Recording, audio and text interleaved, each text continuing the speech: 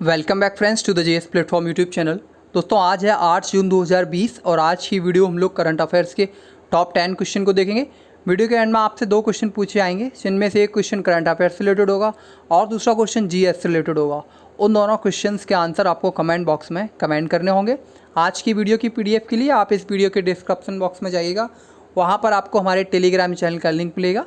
हमारे Telegram channel का नाम है द जीएस प्लेटफॉर्म, जिसको आप ज्वाइन कर लीजिएगा। इसको ज्वाइन करने से आपको डेली करंट अफेयर्स की पीडीएफ मिलेगी। इसके साथ ही आपको डेली क्वेश्चंस भी प्रोवाइड होंगे टेलीग्राम चैनल पे और अन्य स्टडी मटेरियल भी प्रोवाइड कराया जाता है, तो इसको जरूर ज्वाइन कर लें। आज की वीडियो की शुरुआत कल के प्रश्नों के रिवीजन से करते हैं। कल पहला क्वेश्चन था, किस राज्य में फूड फॉरेस्ट स्थापित किया जा रहा है जिससे 192 गाँवों को खाद्य सुरक्षा प्रदान की जाएगी? सही आंसर है केरल, और ये क्वेश्चन इंपॉर्टेंट है। दूसरा क्वेश्चन, राहुल श्रीवास्तव को किस देश में भारत का अगला राजदूत नियुक्त किया गया है? रोमानिया में किया गया है। चौथा क्वेश्चन, भारत को किस वर्ष के लिए महिला एशियन फुटबॉल कप की मेजबानी मिली है? 2022 के लिए मिली है। चौथा क्वेश्चन, पूर्व मिस वर्ल्ड मानुषी छिल्लर को अपना नया ब्रांड एम्बेसडर किसने नियुक्त किया है? एडिडास ने किया है। पांचवा question, world no tobacco award 2020 किसे प्रदान किया गया है? सीड्स को प्रदान किया गया, एक एनजीओ है। छठवां क्वेश्चन, राष्ट्रपति ने ग्रामीण अर्थव्यवस्था को बढ़ावा देने और किसानों की मदद करने के उद्देश्य से कितने अध्यादेशों को प्रख्यापित किया है? 2 अध्यादेशों किया है, और राष्ट्रपति अनुच्छेद 123 के तहत अध्यादेश जारी करते हैं। सातवां क्वेश्चन, विश्व पर्यावरण दिवस के अवसर पर #I कमिट अभियान की शुरुआत किसने की? बिजली मंत्री RK सिंह ने की। आठवां क्वेश्चन, भगवान जगन्नाथ की प्रसिद्ध स्नान यात्रा किस राज्य में शुरू हुई? ओडिशा में हुई। नौवां क्वेश्चन, DLF के अध्यक्ष के रूप में किसे नियुक्त किया गया? राजीव सिंह को नियुक्त किया गया। कल की कुछ के आंसर, कल आपसे करंट अफेयर्स में पूछा गया था कि किस बैंक ने मोबाइल पर चालू खाता खोलने की सुविधा शुरू की है? इंडसइंड बैंक ने। जीएस में पूछा गया, प्रोजेक्ट टाइगर किस वर्ष शुरू किया गया था? 1973 में। आज के प्रश्न, पहला क्वेश्चन, कौन EI world entrepreneur of the year जीतने वाली पहली भारतीय महिला है?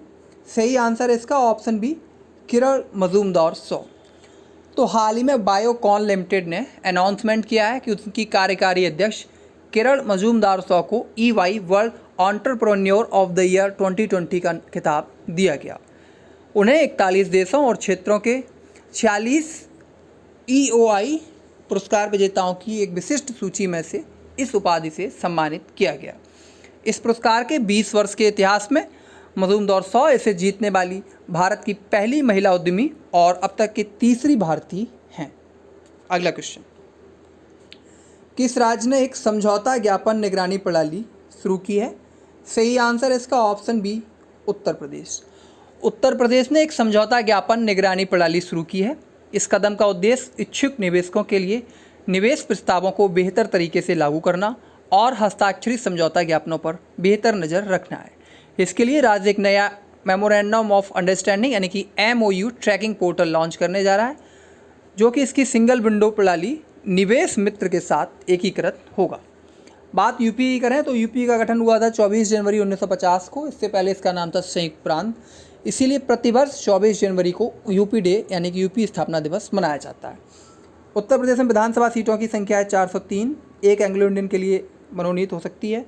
विधान परिषद सीटों की संख्या 100, लोकसभा सीटों की संख्या उत्तर प्रदेश में 80 जो कि देश में सर्वाधिक है। राज्यसभा सीटों की संख्या उत्तर प्रदेश में 31 जो कि देश में सर्वाधिक हैं। ये सारी सीटें देश में उत्तर प्रदेश में सर्वाधिक हैं। वर्तमान में उत्तर प्रदेश के चीफ मिनिस्टर हैं योगी आदित्यनाथ, जबकि गवर्नर है श्रीमती आनंदीबेन पटेल।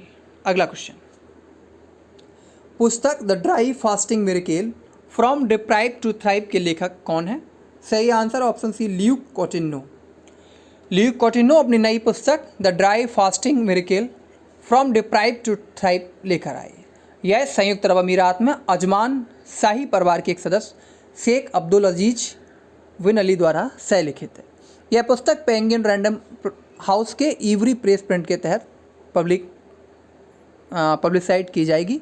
ड्राई फास्टिंग और इन्वेस्टमेंट फास्टिंग शरीर को प्राकृतिक रूप से ठीक करने और पुनरुद्धार करने में मदद करते हैं। अगला क्वेश्चन, किस राज्य में सर्वाधिक बाघों की मौत हुई? इंपॉर्टेंट क्वेश्चन है। सही आंसर है ऑप्शन बी, मध्य प्रदेश। इसीलिए इंपॉर्टेंट है क्योंकि मध्य प्रदेश में देश में सर्वाधिक बाघों की संख्या थी। बाघ रिपोर्ट 2018 के अनुसार 526 बाघों की संख्या थी मध्य प्रदेश में। अवैध शिकार और अन्य कारणों से पिछले 8 वर्षों में देश में 750 बाघों की मौत हुई। देश भर में पिछले 8 वर्षों में 750 बाघों की मौत हुई, जिनमें से अकेले मध्य प्रदेश में 171 बाघों की मौत हुई। इन बाघों की मृत्यु में से 369 की प्राकृतिक कारणों से, जबकि 168 अवैध शिकार के कारण हुए गए। नेशनल टाइगर कंजर्वेशन अथॉरिटी द्वारा यह डाटा पेश किया गया। बात एमपी की करें तो राजधानी है एमपी की भोपाल, सबसे बड़ा शहर है इंदौर। गठन 1 नवंबर 1956 को। एमपी में जिलों की संख्या है 55। वर्तमान में वहाँ पर जो गवर्नर हैं वो है लालजी टंडन। चीफ मिनिस्टर है शिवराज सिंह चौहान। भारतीय जनता पार्टी की गवर्नमेंट है। एक सदनी विधानमंडल है। विधानसभा सीटों की संख्या है 231। राज्यसभा सीटों की संख्या है मध्य प्रदेश में 11, जबकि लोकसभा सीटों की संख्या है मध्य प्रदेश में 29। अगला क्वेश्चन, विश्व कीट दिवस यानी कि वर्ल्ड पेस्ट डे कब मनाया जाता है? सही आंसर है ऑप्शन सी, 6 जून। प्रतिवर्ष 6 जून को विश्व कीट दिवस या विश्व कीट जागरूकता दिवस के रूप में मनाया जाता है। यह दिन यह जागरूकता पैदा करने के लिए बनाया गया था कि कीट प्रबंधन आपके और आपके प्रियजनों के लिए जीवन की गुणवत्ता को बनाए रखने में कैसे मदद करते हैं। कीट शरीर के प्रकारों के आधार पर 4 अलग अलग श्रेणियों में बांटे गए हैं, जिनमें बीटल, मक्खी, पतंगे और तितलियाँ, और चौथे वर्ग में है चींटियाँ, मधुमक्खियाँ और ततैया। अगला question, international day for fight against illegal कब मनाया जाता है? सही आंसर है ऑप्शन डी, 5 जून। 5 जून को international day for fight against illegal, unreported और अनरेगुलेटेड फिशिंग मनाया जाता है। यह मत्स्य ग्रहण पानी के लगभग सभी निकायों में होता है। और इस डे को यानी कि इसी 5 जून को IUU फिशिंग डे भी मनाया जाता है। तो इसका मतलब है यह जीवित रहने के लिए जो संघर्ष कर रही मछली की किस्मों हैं उनके लिए समस्या का जो कारण बनता है उसके लिए IUU फिशिंग डे मनाया जाता है। अगला क्वेश्चन, कोरोना वायरस के कारण अनिल सूरी का निधन हो गया, वह किस क्षेत्र से संबंधित थे? सही आंसर ऑप्शन सी, फिल्म निर्माण। तो बॉलीवुड निर्माता अनिल सूरी का जून 2020 में कोरोना वायरस के कारण निधन हो गया। उन्होंने राजकुमार, रेखा स्टारर, कर्मयोगी और राज तिलक जैसी फिल्मों का निर्माण किया। अनिल के भाई फिल्म निर्माता राजीव सूरी ने बताया कि उन्हें शुरू में बुखार था, लेकिन अगले दिन सांस फूलने से उनकी हालत बिगड़ गई, जहां उन्हें मुंबई के शीर्ष अस्पतालों लीलावती और हिंदुजा में ले जाया गया, लेकिन दोनों अस्पतालों ने उन्हें बेड देने से मना कर दिया।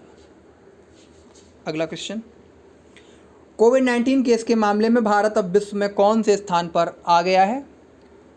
तो बहुत ही चिंताजनक बात है हम लोगों के लिए, हमारे देश के लिए। सही आंसर है 5वां। भारत विश्व में कोरोना वायरस का 5वां सबसे प्रभावित देश बन गया है। और जिस हिसाब से केस बढ़ रहे हैं, डर है कि कहीं ये टॉप 3 में ना आ जाए। भारत में 6 जून 2020 तक केसों की संख्या लगभग 2.5 लाख को पार कर गई। अब भारत से आगे केवल अमेरिका, ब्राज़ील, रूस, स्पेन और यूके ही हैं। स्पेन को तो भारत ने पीछे कर दिया है, यूके है, यानी कि अमेरिका, ब्राज़ील, रूस और यूके भारत से आगे हैं। भारत ने इटली और उसके बाद स्पेन को पीछे छोड़ दिया है। तो ये बहुत ही चिंताजनक स्थिति है। प्लीज़ आप लोग अपना ख्याल रखिएगा। 9वां क्वेश्चन, किस राज्य ने मेक संदेश ऐप लॉन्च किया है? सही आंसर है ऑप्शन बी, कर्नाटक। कर्नाटक सरकार ने मेक संदेश ऐप लॉन्च किया है। यह वास्तविक समय की जानकारी के साथ साथ बेंगलुरु में बारिश, बाढ़ और तूफान के अलर्ट पर पूर्वानुमान यानी कि फोरकास्ट प्रदान करेगा। इस ऐप को कर्नाटक राज्य प्राकृतिक आपदा निगरानी केंद्र के साथ साथ भारतीय विज्ञान संस्थान, जो कि बेंगलुरु में स्थित है, के साथ विज्ञान और प्रौद्योगिकी विभाग द्वारा डेवलप किया गया है। बात बेंगलुरु की करें तो कर्नाटक की करें तो राजधानी है बेंगलुरु। जिलों की संख्या 30। गठन 1 नवंबर 1956 को। कर्नाटक के जो राज्यपाल हैं वो हैं वजुभाई वाला। मुख्यमंत्री हैं VS येदियुरप्पा। भारतीय जनता पार्टी की सरकार है। 2 सदनी विधानमंडल है। विधानसभा परिषद सीटों की बात की जाए तो हैं 75। विधानसभा सीटें हैं 225।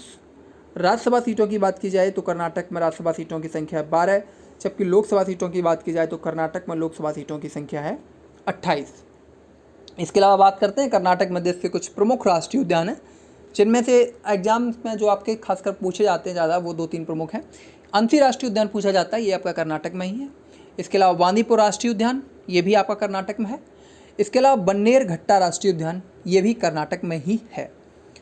कर्नाटक में कुछ प्रमुख बांध भी हैं, जैसे कि एक आलामट्टी बांध या आलमट्टी बांध बोलते हैं, तो ये कृष्णा नदी पर स्थित है। इसके अलावा कृष्णा राजा सागर डैम, ये कावेरी नदी पर स्थित है, क्योंकि कर्नाटक और तमिलनाडु में कावेरी नदी को लेकर विवाद भी रहता है। तुंगभद्रा बांध जो कि तुंगभद्रा नदी पर ही है, जबकि सुपा बांध एक अच्छा क्वेश्चन बन सकता है, किस नदी पर स्थित है, तो सुपा बांध जो है वो काली नदी पर स्थित है और कर्नाटक में स्थित है।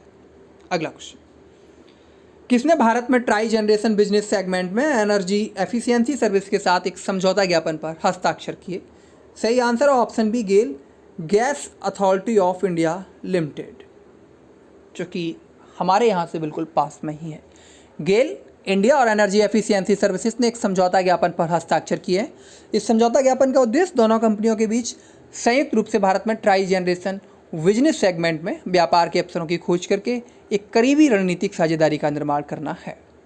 अब बात करते हैं गेल। गेल को चूँकि महारत्न का दर्जा मिला है और भारत में अब महारत्न कंपनियों की संख्या जो है वो है 10। इसमें है वेल यानी कि भारत हैवी इलेक्ट्रिक्स लिमिटेड, और BPCL Bharat petroleum corporation limited, CIL यानी कि कोल इंडिया लिमिटेड, गेल यानी कि gas Authority of India limited, HPCL यानी कि हिंदुस्तान पेट्रोलियम कॉरपोरेशन लिमिटेड, ये सब महारत्न कंपनियां हैं। IOCL यानी कि Indian oil corporation limited, NTPC यानी कि national thermal power corporation limited, ये भी महारत्न है। ONGC यानी कि oil and natural gas corporation limited, ये भी महारत्न कंपनी है। जबकि सेल यानी कि steel authority of India limited, ये भी महारत्न कंपनी है। अब महारत्न कंपनी क्या होती हैं? तो महारत्न कंपनियों के लिए पहली बात तो यह है कि सेबी द्वारा इनको लिस्टेड होना चाहिए शेयर बाज़ार में, और इनकी जो औसत वार्षिक व्यवसाय है वो यानी कि एनुअल टर्नओवर जो है वो 25,000 करोड़ रुपए से अधिक का होना चाहिए। महारत्न कंपनियों के लिए जो टर्नओवर है एनुअल 25,000 करोड़ रुपए से अधिक का होना चाहिए, और जो प्रॉफिट है वो लगभग पिछले 3 वर्षों में 15,000 करोड़ रुपए से अधिक का होना चाहिए। 5,000 करोड़ रुपए से अधिक का प्रॉफिट होना चाहिए। और महारत्न कंपनियाँ जो हैं वो अपने 15% और 5,000 करोड़ रुपए की पूर्व सीमा के साथ घरेलू और विदेशी कंपनियों के साथ विलय और अधिग्रहण कर सकती हैं। अब इनमें से कुछ सार्वजनिक क्षेत्र की उपक्रम कंपनियां, जैसे कि मैंने ऊपर सभी बताई थी, ये सभी लगभग सार्वजनिक क्षेत्र की कंपनियां हैं। तो सार्वजनिक क्षेत्र की कंपनियों में क्या होता है कि इसमें भारत सरकार की जो हिस्सेदारी होती है वो 51% या इससे अधिक होती है। जिन उपक्रमों में भारत सरकार की हिस्सेदारी 51% या इससे अधिक होती है उन्हें सार्वजनिक क्षेत्र की कंपनियां यानी कि PSU यानी कि पब्लिक सेक्टर अंडरटेकिंग्स कहा जाता है। अब आज की क्विज करंट अफेयर्स बाद आपके लिए क्वेश्चन है, किस बैंक ने समर ट्रीट्स कैंपेन शुरू किया है? इस क्वेश्चन का आंसर आपको कमेंट बॉक्स में #CA के साथ देना है। वहीं GS में आज आपके लिए क्वेश्चन है ज्योग्राफी से, विश्व की सबसे ऊंची राजधानी कहाँ है? इस क्वेश्चन का तो आप आंसर बताइएगा और साथ ही साथ बताइएगा जो राजधानी है वो किस देश की राजधानी है, उसका नाम भी आप कमेंट बॉक्स में कमेंट करिएगा। तो थैंक यू फ्रेंड्स, ये थी आज की वीडियो। अगर आपको वीडियो अच्छी लगी हो तो लाइक कीजिएगा, बुरी लगी तो डिसलाइक कीजिएगा। Thank you.